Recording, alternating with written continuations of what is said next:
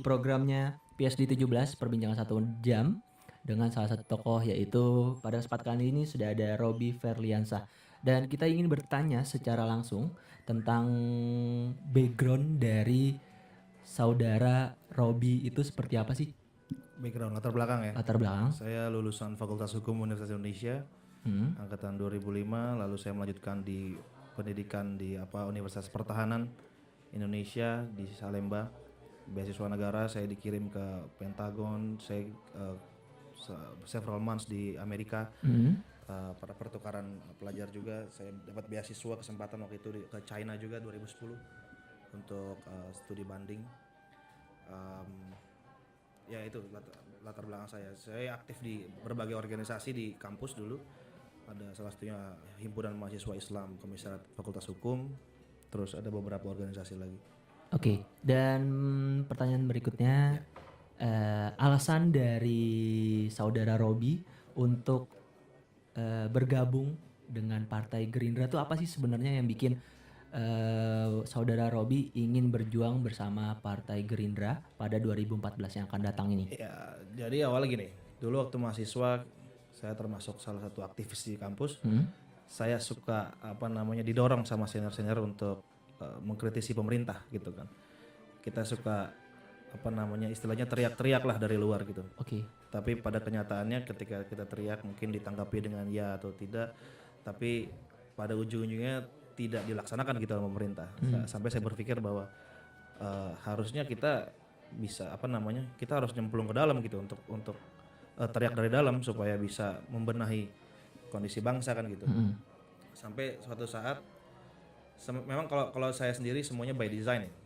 Artinya Allah Subhanahu wa taala yang mengatur ini semua. Saya tidak pernah merencanakan untuk masuk Gerindra. Tapi waktu tahun 2012 saya diberi kesempatan untuk menjadi lawyer, salah satu lawyernya Jokowi Ahok di tim advokasi Jakarta Baru. Kita bekerja membenahi mengurus permasalahan-permasalahan hukum di seputar pilkada itu.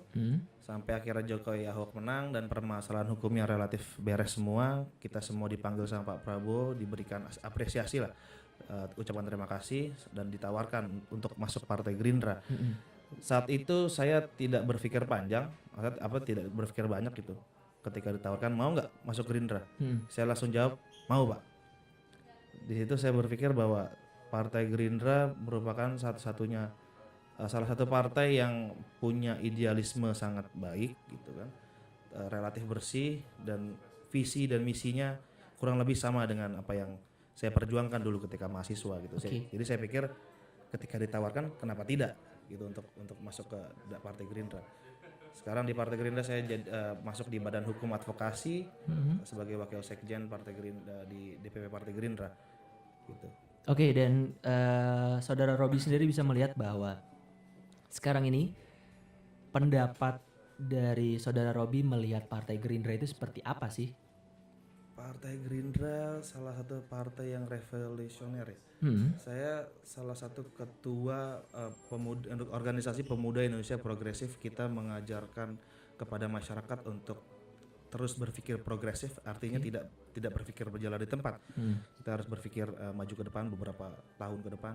Dan Partai Gerindra salah satu partai yang berpikir jauh ke depan, sangat jauh ke depan. Jadi ketika kita mempunyai ide-ide yang kita pikir wah ini idenya mustahil, ketika di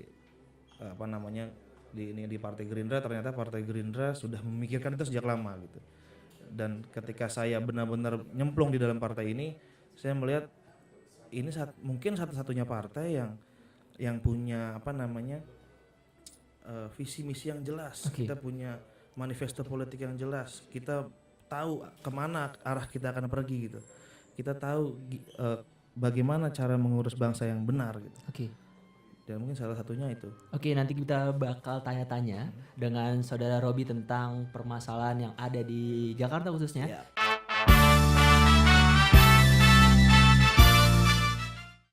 Dan ngomong-ngomong tentang pencalonan dari saudara Robby nih ya, dan alasan dari saudara Robby untuk ikut partisipasi dalam pencalekan pada 2014 itu apa sih sebenarnya? Yang memotivasi awal ya. Betul. pertama ya seperti tadi saya bilang, saya berpikir ini by design, by God gitu kan. Sampai saya masuk Partai Gerindra, tiba-tiba kalau nggak salah bulan Februari ada open recruitment. Betul. Yang selama ini saya berpikir kalau jadi caleg itu harus kader yang lama gitu, ada proses yang sangat panjang untuk jadi diangkat sebagai caleg. Tapi ternyata Partai Gerindra pada waktu itu bulan Februari merupakan satu-satunya partai pertama yang open recruitment pada masyarakat. Saya pikir ini kesempatan bagi saya untuk saya punya idealisme gitu kan. Saya pernah berpikir bahwa saya mengkritisi pemerintah dari luar tidak ada ininya. Saya pikir kalau saya bisa jadi caleg, saya jadi anggota dewan, saya bisa benerin ini dari dalam gitu. Betul. Sampai akhirnya ketika ada kesempatan saya mendaftar jadi caleg. Dan awalnya karena dulu saya tim Jakarta Baru, saya timnya Jokowi Ahok. Saya melihat bahwa ketika Pak Jokowi dan Bapak Wakil Gubernur Basuki Cahayapurnama ini menjadi gubernur dan wakil gubernur, ada pihak-pihak di dewan yang tidak pro terhadap segala kebijakan mereka gitu. Betul. Jadi apapun yang program-program yang menurut kami ini baik bagi masyarakat ditentang belum sama tentu DPRD-nya. Dari DPRD-nya ngerasa ini program yang kurang menguntungkan mungkin ya. Kurang yang menguntungkan, iya. Apalagi kan Pak Prabowo suka berpesan gitu kan. Kalau misalnya kalian yang muda-muda ini yang punya idealisme tidak peduli terhadap keadaan bangsa, tidak peduli dengan politik dan tidak mau masuk pemerintahan, ya siapa lagi yang mau membenahi ini, karena kan pasti ada regenerasi gitu kan. Saya berpikir bahwa saya masih umur 28 tahun, saya belum menikah. Saya pikir tidak ada yang mengganggu dari sisi itu gitu. Dan ketika idealisme saya masih relatif sama ketika saya kuliah, saya pikir kenapa nggak sekarang? Kenapa nggak dicoba sekarang? Kenapa nggak dicoba sekarang gitu? Dan alhamdulillah ketika itu saya paparkan ke Baleksi ini, Partai Gerindra diterima oleh beliau itu. Saya diterima masuk jadi salah satu caleg di Dapil DKI 8. Iya, DKI 8 itu mencakup berapa kecamatan? Ada 5 kecamatan, terdiri dari Kecamatan Jagakarsa, Pasar Minggu, Mampang Perapatan, Pancoran, dan Tebet. Dapil 8 itu di sebelah. Kalau dilihat dari peta, Jakarta Selatan bagian kanan. Bagian kanan, Kalau dari visi-visi dari saudara Robi sendiri itu apa sih? Visi misi saya ya. Saya kembali lagi ketika saya jadi tim Jokowi Ahok, saya tahu benar bagaimana Pak Jokowi dan Pak Basuki Cahayapurnama ini memiliki program-program yang pada dasarnya pro rakyat. Program-program yang membawa pembaharuan bagi Jakarta. Jakarta ibu kota negara, kota metropolitan, tapi ketika kita melihat lebih dalam, metropolitan Jakarta hanya seputar Jalan Sudirman saja gitu kan. Tapi di tengah-tengahnya masih ada perkampungan yang kumuh, relatif tidak bersih lah gitu. Dari segi pendidikan juga masih banyak orang-orang yang tidak lulus SD di Jakarta, SD, SMP, SMA. Dan program-program yang diusung oleh Bapak Jokowi Ahok ini, menurut saya ini program-program pembaharuan. Nah, misi saya itu adalah ketika kalau saya menjadi anggota dewan, saya akan mendukung setiap program-program yang diusung pemerintah yang pro rakyat. As simple as that gitu. Jadi ketika KJS dan KJP di program itu kan sangat baik ya. Diusung ini kan sama Jokowi Ahok, ada anggota-anggota dewan yang di DPRD sana yang kontra. Dia mengatakan seperti ini. Program KJS dan KJP itu tidak ada payung hukumnya. Itu inkonstitusional katanya DPRD. Kalau menurut saya ketika anggota dewan melihat ini adalah program baik, harusnya mereka membuat payung hukumnya. Bukan berteriak ke masyarakat bahwa pemerintah inkonstitusional. Membuat program yang tidak ada payung hukumnya. Kalau misalnya anggota-anggota dewan ini mau membaharui Jakarta, melakukan perubahan di Jakarta dan membela rakyat, kepentingan rakyat, harusnya mereka membuat payung hukum itu gitu kan. Artinya ketika payung hukum itu dibuat, carut marut permasalahan KJS dan KJP pun tidak ada akhirnya kan gitu. Akhirnya bisa terorganisir dengan baik lah gitu. Tidak seperti sekarang gitu. Ya mungkin latar belakang saya menjadi caleg salah satunya ya itulah. Saya pengen Jakarta ini berubah. Saya orang Betawi. saya Betawi Matraman, ketika saya merasa Jakarta ini adalah bagian dari saya gitu. Saya pengen ya ini kota metropolitan harus benar-benar dijadikan sebagai kota metropolitan. Ibu kota negara yang harus benar-benar apa ya? Ini kan semua aspek semua masyarakat ada di Jakarta gitu. Oke. Jadi representatif Indonesia ada di Jakarta. Jadi Betul. kalau Jakarta baik, saya yakin kota-kota lain juga akan ngikut gitu kan. Betul. Jadi memang kita harus benahi dulu dari sini gitu. Supaya nanti ya bisa spread out ke luar Jakarta lah gitu. Oke. Dan kalau kita lihat di Dapil 8 ini, menurut Saudara Robi sendiri permasalahan-permasalahan yang ada di 5 kecamatan itu yang sudah Saudara Robi lihat itu seperti apa sih? Permasalahan yang saya temui misalnya seperti tadi saya bilang ada carut marut permasalahan KJS KJP. Sekarang Jakarta kan sekolah sudah gratis ya. Oke. Cuman masih ada beberapa sekolah yang minta uang kursi lah gitu. Betul. Minta uang kursi ya, ketika pendaftaran masuk anak ini sebenarnya diterima, tapi karena kursinya kurang, slotnya kurang gitu. Bisa Pak diterima, cuman ya tolonglah ditambahkan uang kursi itu tadi. Betul. Ini kan sebenarnya caleg itu kan harus mengajarkan pendidikan politik kepada masyarakat. Ketika ada uang kursi, yang notabene kursi juga akan yang direbutkan oleh caleg-caleg. Si masyarakat anak-anak SD, SMP, SMA yang mendengar, wah kok masuk sekolah aja ada uang kursi nih. Betul. Itu kan sebenarnya nggak baik untuk mendidik anak-anak itu, bahwa nanti mereka kan berpikir segala sesuatunya dengan mudah Dibayar dengan uang.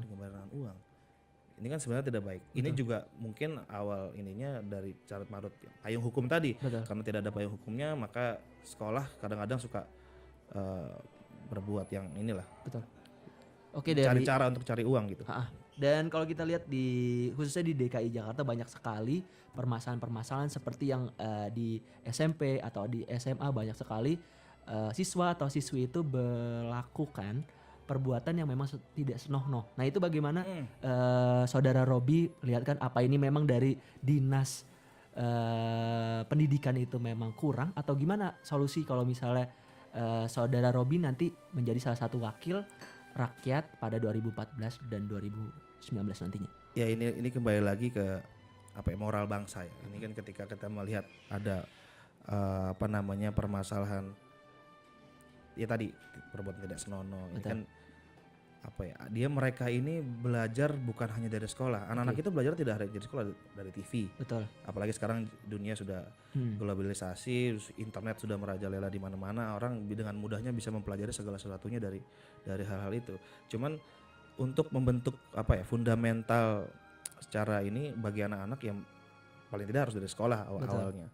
Mungkin kalau lebih dasar lagi dari keluarga. Betul. Cuman ketika sekolah, anggota dewan itu seharusnya bisa mengawasi kinerja pemerintah di pendidikan. Betul.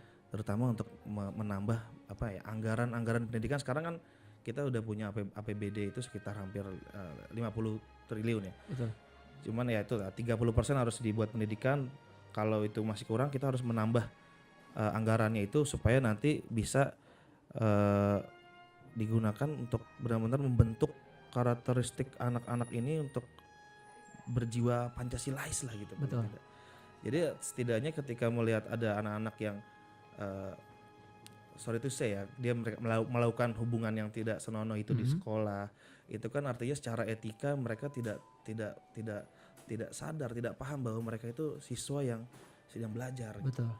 Yang seharusnya perbuatan seperti itu ada pendidikan seks dini, saya kira sih perlu untuk diketahui oleh anak-anak, terutama anak SMA ya. Ketika mereka melakukan itu ada efek-efek negatif yang dia dapat dari sisi mentalnya dia, dari sisi biologisnya juga, ini segala macam gitu. Tapi kalau misalnya kan kita baru tahu kalau misalnya pemberitaan sekarang ini dari Kemenkes juga ada KPAN itu pernah melakukan salah satu acara yang namanya tuh Pekan Kondom Nasional. Akan tetapi yang acara ini memang dilakukan dalam seminggu, ternyata ini banyak orang yang menentang. Menuai kritis ya? Ya karena kalau misalnya seperti yang Saudara Robi bilang, kalau misalnya kita mengajarkan salah satu pendidikan seks dini di pendidikan seks dini itu bisa itu bisa membuat salah satu yang sama nggak sih sebenarnya kayak pekan kondom yang banyak nanti dikritisi oleh orang banyak. Saya mungkin salah satu orang yang agaknya tidak setuju ya dengan pekan kondom itu ya. Itu kan artinya kalau dari sisi agama seks pranikah juga kan sebenarnya tidak boleh gitu. Oke. Dengan membagi-bagikan kondom artinya kan secara tidak langsung pemerintah apa ya melegalkan seks bebas itu dengan menggunakan kondom gitu. Betul. Apa namanya pendidikan seks di usia dini maksud saya bukan dengan cara membagi-bagikan kondom. Mungkin itu salah satu cara, tapi nggak tepat lah kalau sebenarnya itu harus dibagi-bagikan. Mungkin dari sisi kesehatannya dulu kalau misalnya pendidikan seks ini ya. Misalnya kan ya di agama saya kebetulan orang Islam, di agama Islam juga diajarkan kan kalau misalnya apa namanya menikah itu hubungan intim itu harus setelah menikah. Oke. Jadi ketika anak-anak ini diajarkan bahwa ketika kamu sudah ada berhubungan intim, ada hormon-hormon yang terbentuk dari pertama ada apa namanya sel secara biologis lah, saya juga kurang ini. Cuman ketika apa namanya pendidikan seks ini diajarkan dari sisi kesehatannya, artinya kalau kesehatan apa namanya dari kelaminnya, dari kesehatan mental, kesehatan jiwa, anak-anak ini diberi apa ya rasa ingin tahu untuk menuju ke untuk tidak melakukan itu gitu. Itu saya rasa lebih baik dibandingkan membagi-bagikan kondom. Oke, jadi secara garis besar Saudara Robi mendukung tentang program pelajaran seks dini masuk di sekolah gitu ya. Tapi kita ngeliat kaidah-kaidahnya memang harus yang diketahui sama siswa-siswi. Bukan pendidikan seks dini dalam arti mengajarkan mereka cara berhubungan intim, tapi mengajarkan anak-anak ini untuk tidak melakukan itu gitu. Oke, jadi kita harus, karena ada efek-efek negatif A, B, C, D, E gitu. Oke, jadi kita mungkin ini salah satu terobosan juga kita melakukan apa ya? Pemberitahuan informasi-informasi dengan cara seperti yang seks dini itu memang tidak baik sebenarnya. Itu sangat tidak baik. Oke, dan kita masih ada segmen-segmen berikutnya yang akan membahas tentang perjalanan karir dan juga tentang cara-cara yang dilakukan oleh Saudara Robi pada pencalekan nanti di 2014 nanti dan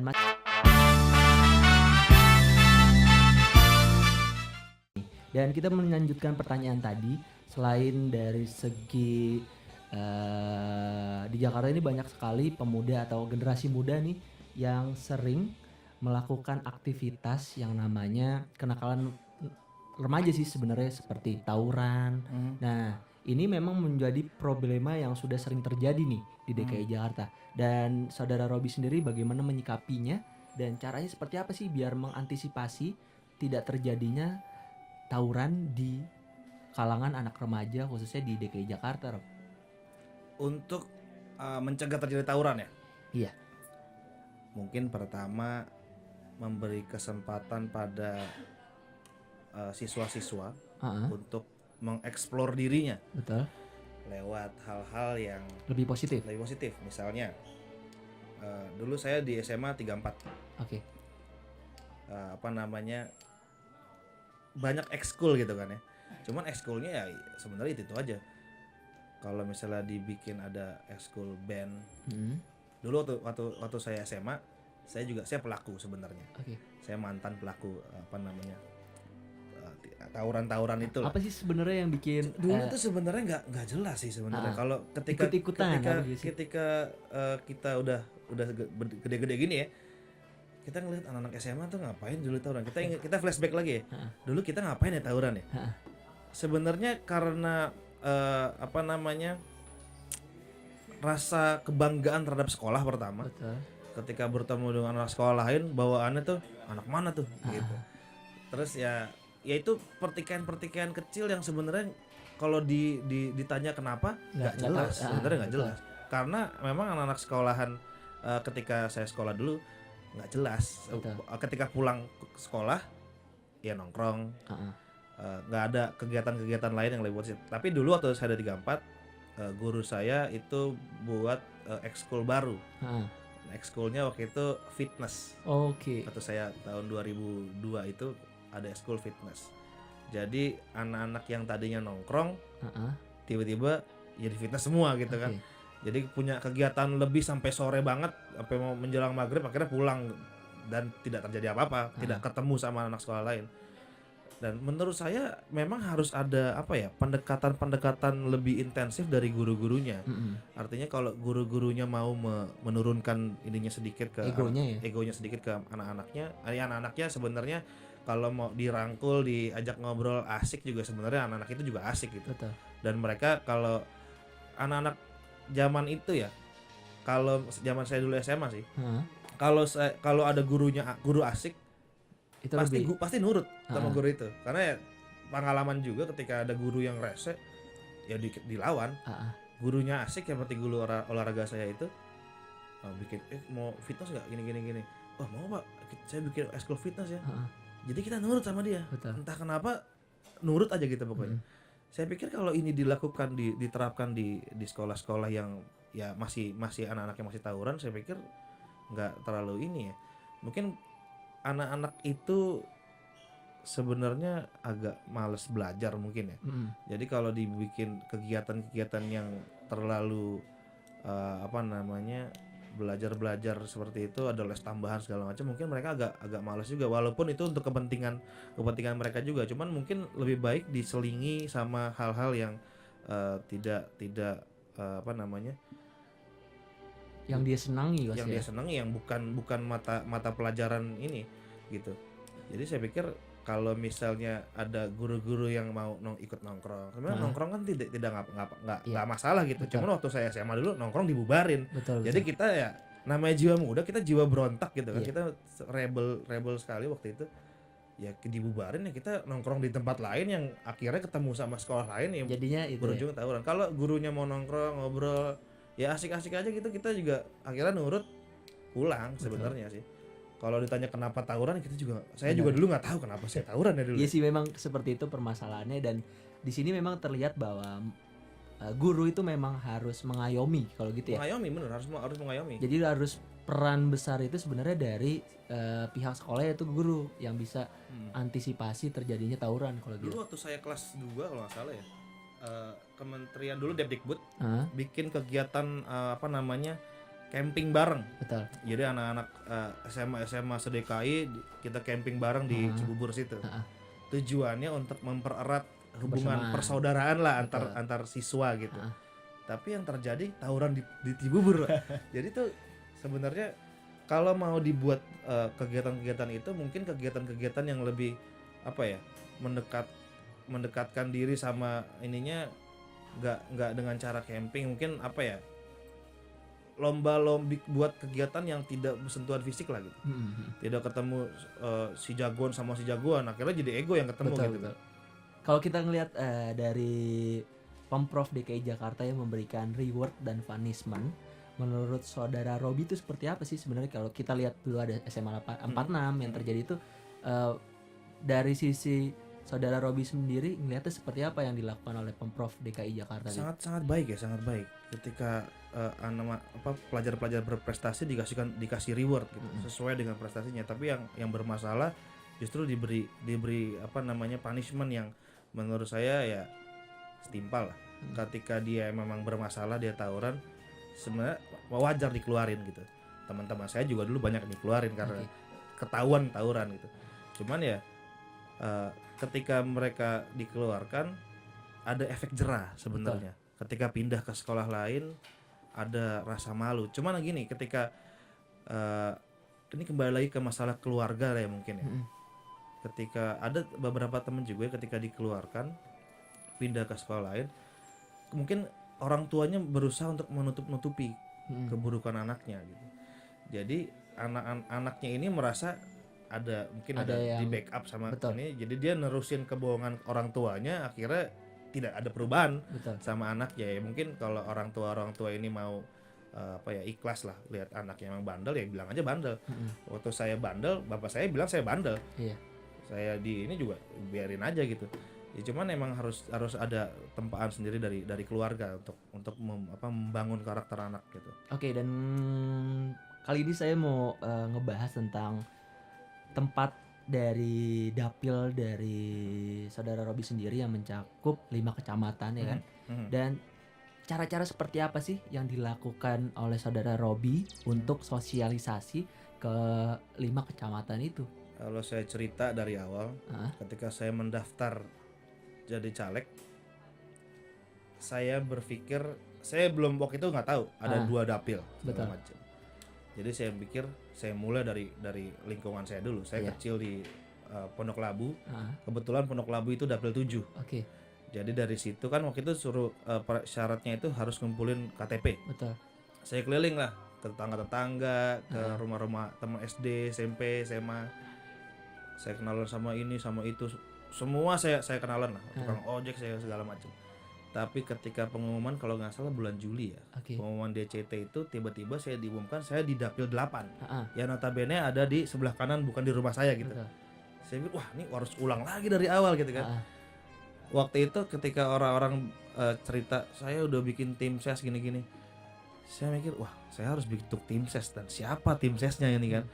Artinya kalau ketika kita menganalogikan tim ses adalah orang yang membantu kita, artinya orang yang sudah sukses dan membantu kita. Kalau kita cari orang sukses lagi, wah susah juga nih. Saya pikir bingung juga.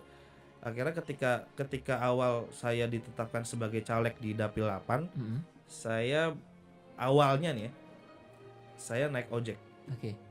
Di Mampang, di Kemang, di Pasar Minggu. Saya ngobrol sama tukang ojek. Ngajak ngopi bareng lah gitu sampai tempat tujuan, kita ngopi bareng. Pak, minta nomor teleponnya dong Pak, saya boleh nggak main ke rumah Bapak gitu. Alhamdulillah kalau nggak salah waktu itu ada sekitar 5 tukang ojek yang saya perlakukan seperti itu. Saya main ke rumahnya, alhamdulillah sampai sekarang mereka dukung saya. Dan alhamdulillah animo masyarakat terhadap Gerindra juga baik. Jadi ketika saya bermain di rumah tukang ojek ini, tukang ojeknya minta bendera. Pertemuan saya datang silaturahmi. Dia minta bendera, pertemuan kedua saya kasih bendera, pertemuan ketiga dia undang tetangganya. Tiba-tiba di pertemuan keempat ada orang-orang lain yang datang tanpa sepengetahuan si yang punya rumah, bahkan yang punya rumah juga nggak kenal siapa itu. Mereka datang karena melihat ada bendera Gerindra di rumahnya. Ketika tanya, Bapak orang Gerindra? Iya, ini ada orang Gerindra, ada caleg Gerindra. Saya boleh masuk Pak? Saya pengen ngobrol-ngobrol tentang Gerindra. Berawal dari situ, sekarang alhamdulillah di beberapa wilayah sudah banyak orang yang mau mendukung saya gitu. Udah mulai dari ngobrol-ngobrol sampai akhirnya saya kenal sama tukang ke tua RT-nya, ketua RW-nya, bahkan saya ketemu sama lurahnya. Dan banyak ibu-ibu yang akhirnya mau gitu mendukung saya gitu kan, ketika melihat saya masih muda ternyata ya gitu. Dan saya belum kawin juga gitu kan. Jadi wah ini suatu hal yang beda. Jadi mereka selalu berpikir kalau misalnya caleg itu susah ditemui.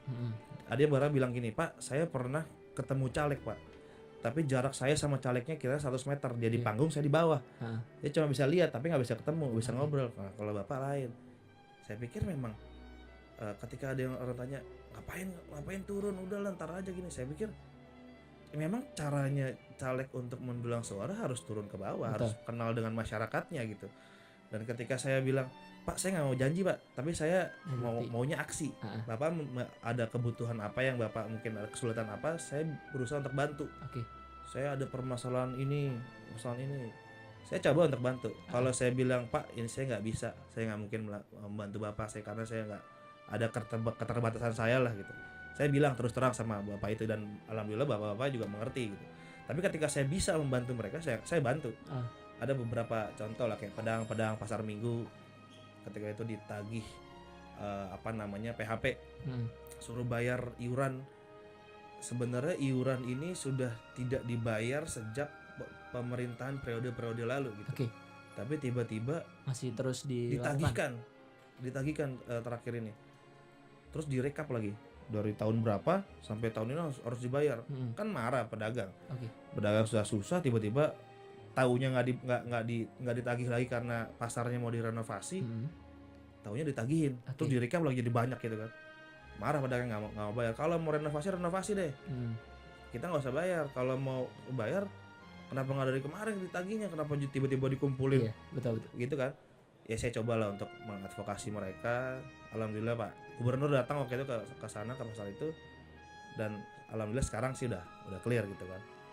Ya banyak lah permasalahan lain yang terutama permasalahan hukum ya, karena saya basicnya sarjana hukum. Saya dulu kerja di law firmnya Pak Todung Mulya Lubis. Saya diajarkan bagaimana caranya.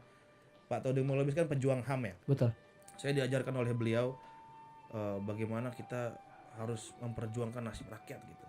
Beliau organisatoris juga, jadi ketika saya belajar memperdalam ilmu hukum saya juga belajar mengenai organisasi sama beliau.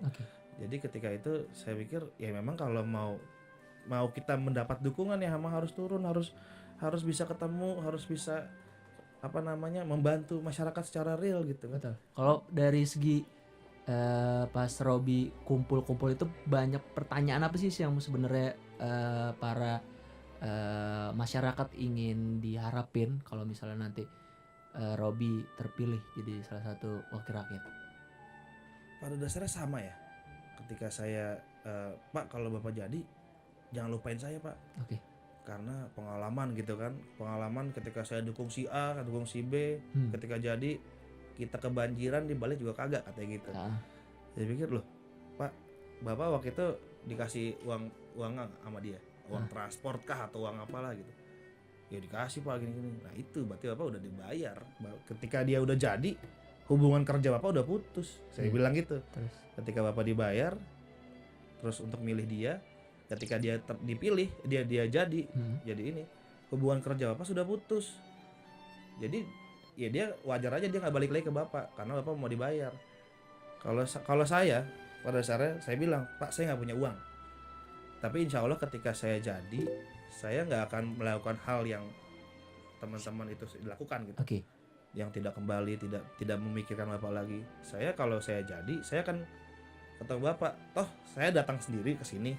Nomor telepon saya Bapak tahu. Ketika ada acara di rumah saya Bapak saya undang ke rumah, Bapak tahu saya tinggal di mana. Jadi nggak ada hal yang saya tutupin lah sama masyarakat gitu kan. Jadi kalau saya nggak balik, saya ingkar janji sama Bapak, datengin Pak rumah saya Pak. Betul. Timpuk batu juga nggak apa-apa gitu kan. Dan kalau misalnya kita tahu nih, kalau misalnya sekarang ini Rob ya, kalau misalnya tuh politik identik dengan yang namanya uang nih. Iya. Ya, pasti banyak misal Pak Robi saya ada ini proposal ini. Nah,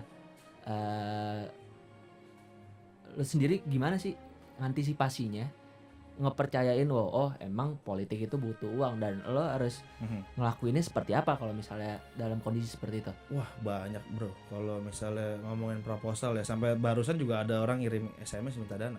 Cuman ya gini, ketika mereka minta dana gitu ngasih proposal, saya bilang Pak, saya sejujurnya saya nggak punya uang nih. Betul. Untuk ini, tapi coba saya bantu.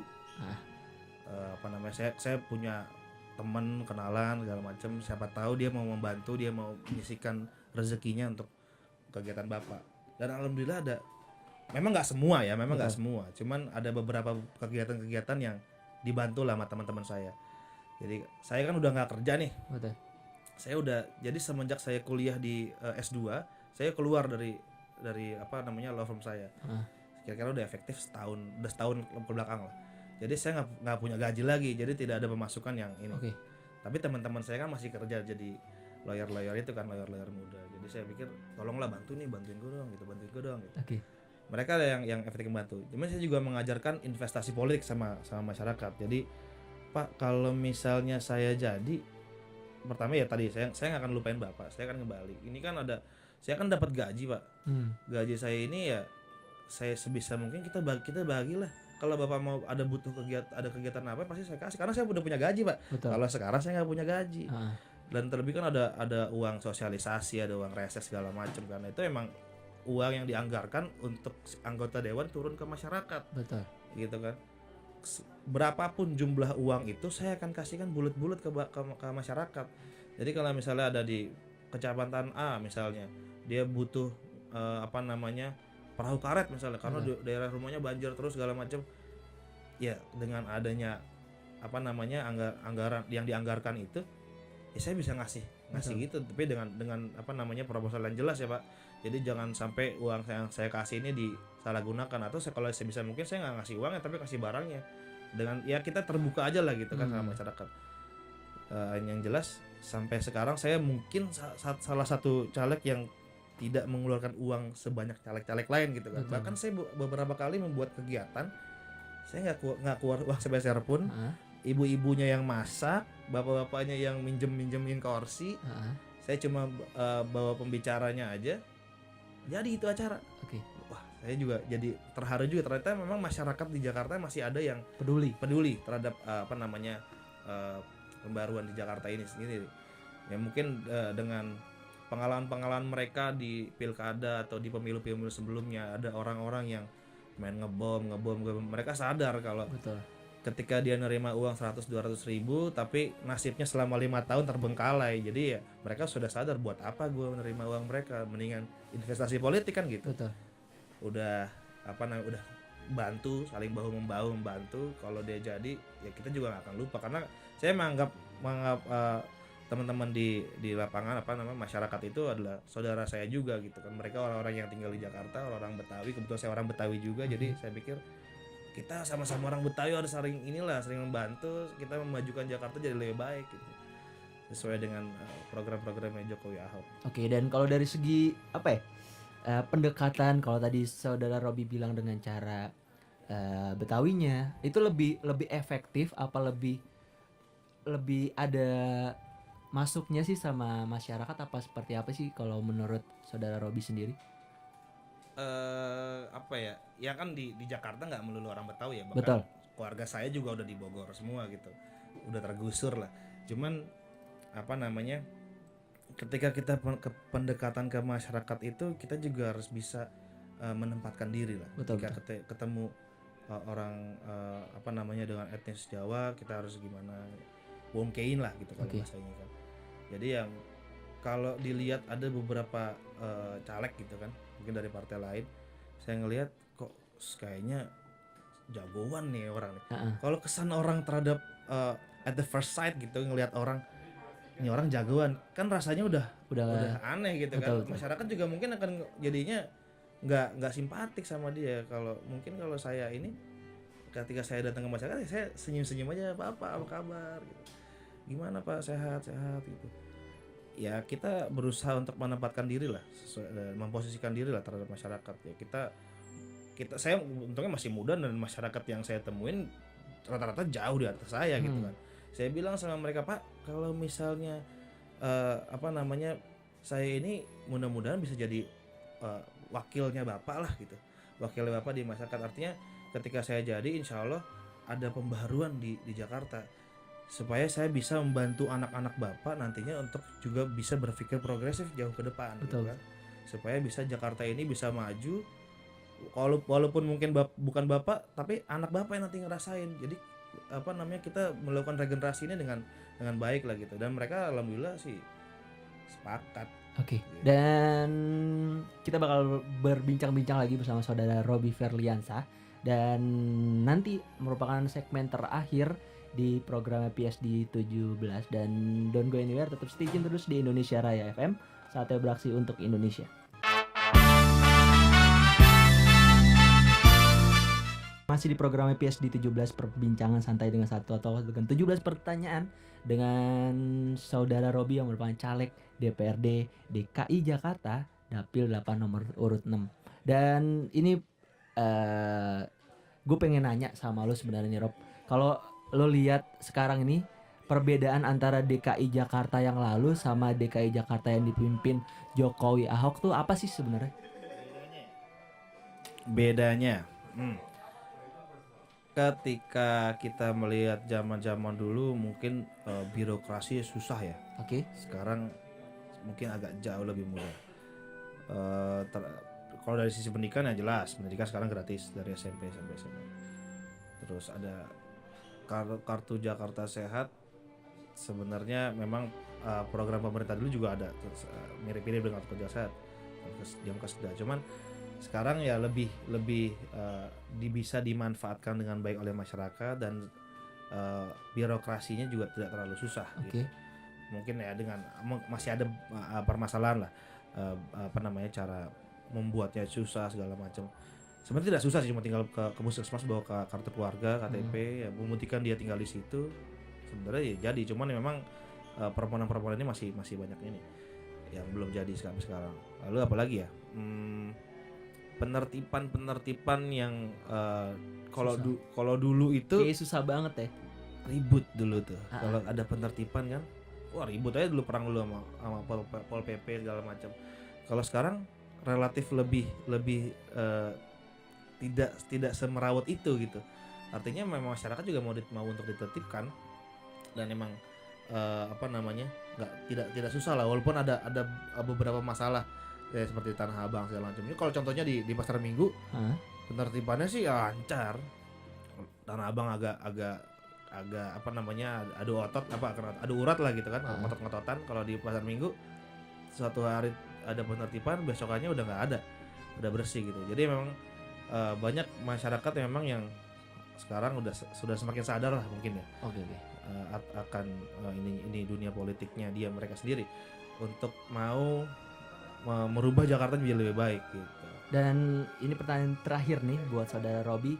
Kalau misalnya saudara Robi dikasih kesempatan untuk memberikan jargon-jargon ya, dan saya ini sebagai pemilihnya, cara seperti apa yang bakal saudara Robi lakukan yang ngebedain saudara Robi dengan caleg-caleg yang lain, dan saya ini harus memilih saudara Robi sebagai pilihan saya pada 9 April 2014 nantinya? Pak, saya masih muda Pak. Oke. Jadi kalau mungkin caleg-caleg lain nggak segampang ini kita ngobrol.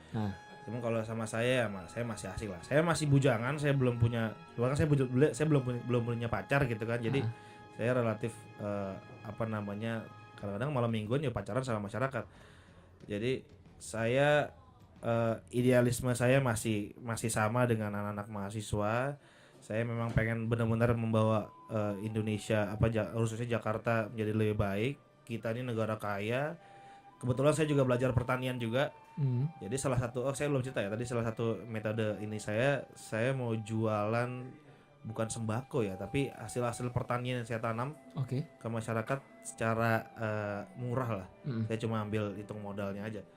Kayak saya lagi nanam padi, cabai, timun, tomat gitu. Ya, ada di Hambalang.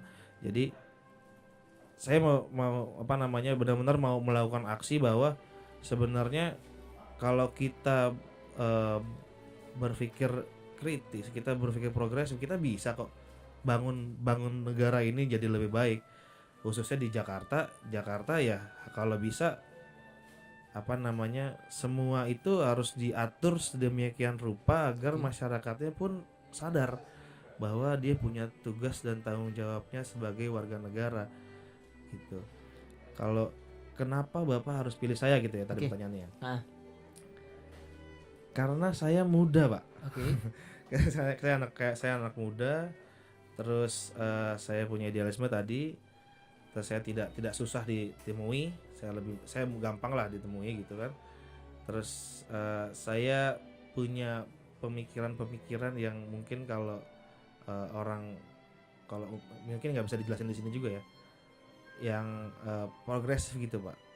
Jadi kita memang harus berpikir jauh ke depan untuk bisa mengantisipasi ini. Kayak misalnya kalau saya jadi gubernur dulu yang menyetuskan busway, saya nggak akan buat busway Pak, karena itu nggak berpikir progresif. Itu artinya itu malah menimbulkan kemacetan.